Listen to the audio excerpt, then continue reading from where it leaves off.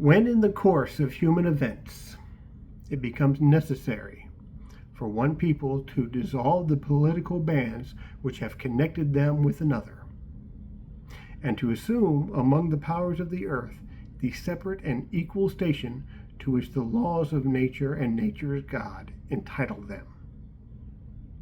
A decent respect to the opinions of mankind requires that they should declare the causes which impel them to the separation.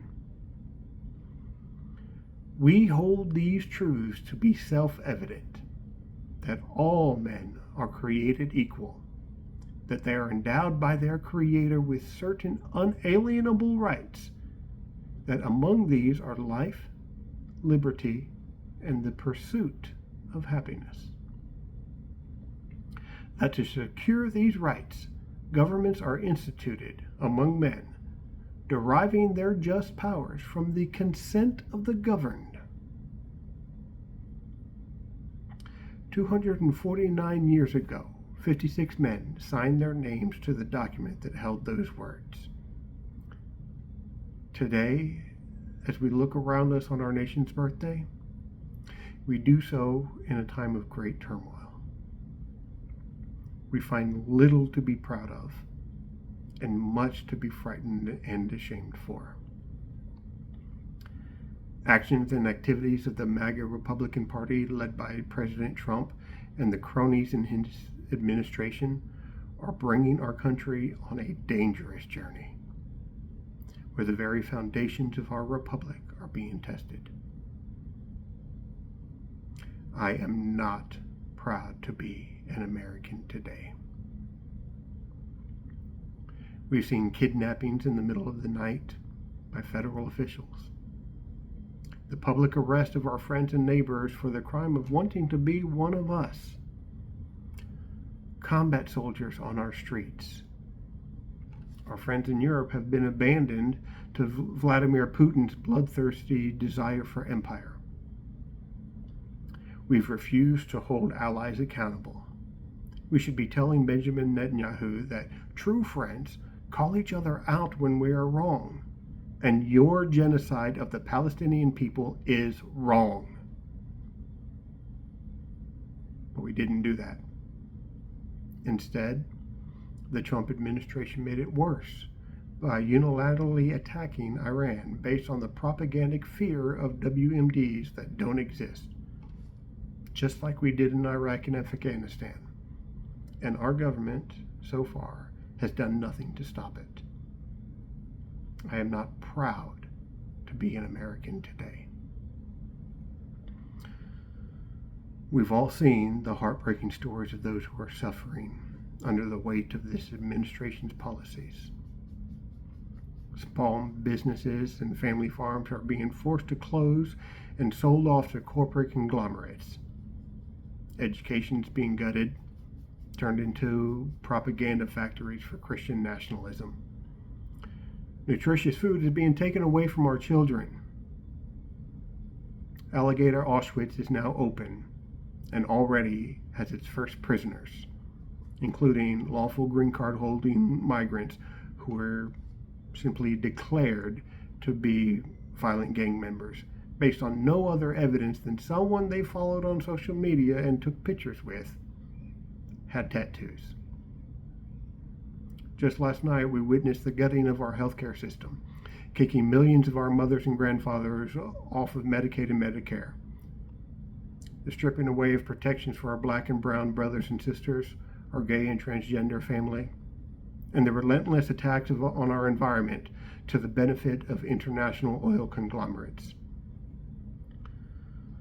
I'm not proud to be American today. We've seen the erosion of our civil rights, the silencing of dissent, and the emboldening of domestic terrorist hate groups.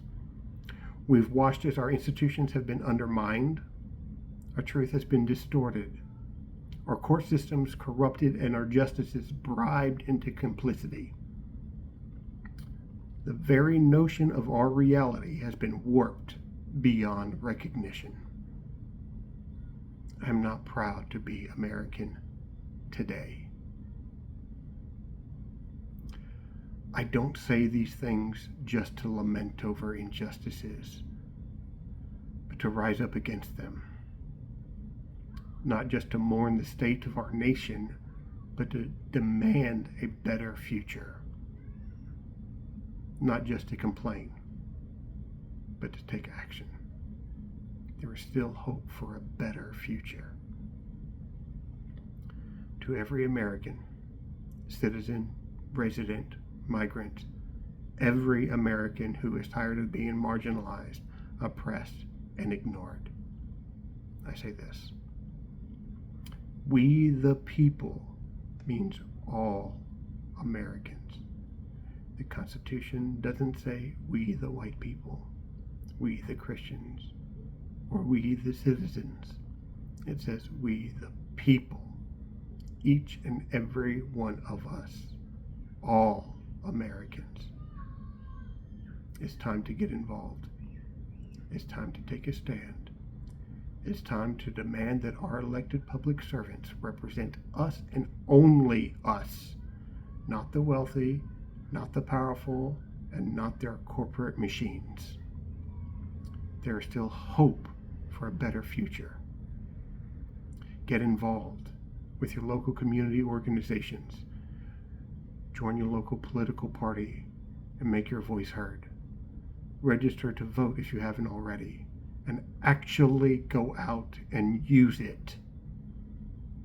Volunteer with direct action groups that are working tirelessly in your area. And most importantly, go out to your neighbor and encourage them to run for office. You should run for office yourself too. There is still hope for a better future. We need everyday Americans from all walks of life to run for office and challenge the right-wing agenda and their centrist neoliberal status quo enablers. We need teachers, nurses, farmers, electricians, mechanics, janitors, cashiers, artists, activists, stay-at-home parents to join the hordes of lawyers and businessmen who dominate our government. They need us to bring our unique perspectives and experiences to the table. They don't know what it's like. They say they represent us, but they don't walk our streets, play in our parks, shop in our grocery stores. We do. And we need to start showing the hell up.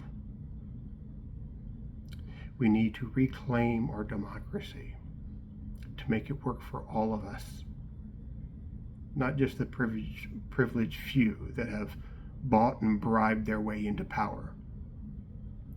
We need to stand up for those who would seek to divide us, to undermine our institutions, and to erode our rights. But we will build an America we can be proud of. As we take action, let us not be fueled by hate and anger. Let us be driven by hope, by the knowledge that the long arm of the universe bends towards justice. Let's be inspired by the resilience of our communities, the courage of our activists, and the determination of our neighbors. We will build an America that we can be proud of. And as we look into the future, let us remember that we are not just fighting against something. We're fighting for something. We are fighting for a country that is just, equitable, and free. We are fighting for a world where every person can live with dignity, respect, and opportunity. A fair deal. That's what pursuit of happiness is all about. That's what those words mean. That every individual has access to all the things that they need to have the chance to succeed. We will build an America we can be proud of. So let's go out this evening and celebrate a new kind of Independence Day with a sense of purpose. Let us recognize the sacrifices of those who came before us and honor them by continuing the fight they began, working towards a more perfect union. Let's rise up together and demand a brighter future for everybody. Hopeful Independence Day, everyone. May our nation be reborn in the spirit of justice, equality, and freedom for all.